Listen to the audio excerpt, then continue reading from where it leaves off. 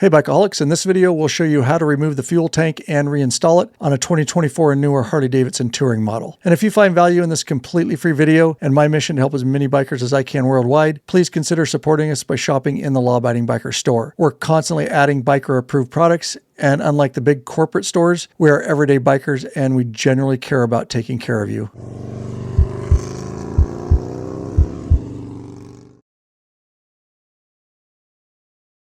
So to remove this tank, we're first going to disconnect our fuel line. It's a quick disconnect. There's a silver collar he's going to pull up on, and they can be a bugger, especially when they're new. And he'll pull down on the actual line at the same time. And you'll see he has it disconnected there. Just put a rag down, you will spill a little fuel. All right, so up underneath the front of your tank there's one main plug we're going to have to disconnect to remove the tank. And that's your standard plug. He's going to reach up in there. It's just got a push tab on it.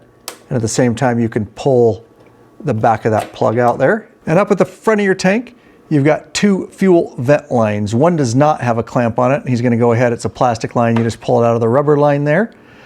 The other one has an ear clamp. The best way to deal with this ear clamp is just get a screwdriver in between it and the line and kind of spread that apart a little bit and get it loosened. And with that loosened up, you can go ahead and separate that line. There's two front tank bolts to remove on each side, but they've got rubber covers on them. He's going to go ahead and remove the left side front tank bolt. That's a Torx T40. The same exact on the other side. And on the rear of the tank are also two Torx T40 bolts that he's going to remove. And move it on to the second one there.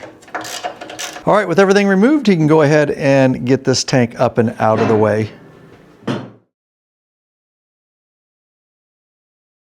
All right, you're going to go ahead and put the tank back into place here, positioning over the backbone there, and he's just getting those rear holes lined up there. And he'll go back in and at least get both rear bolts fingers started here. We won't tighten them completely down until we make sure we can get the front ones lined up. Gives us a little extra play. And he'll get the bolts on both sides of the front of the tank finger started.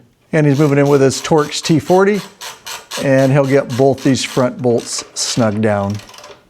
And I'll put the rubber pieces back over the front bolts. They're labeled right and left.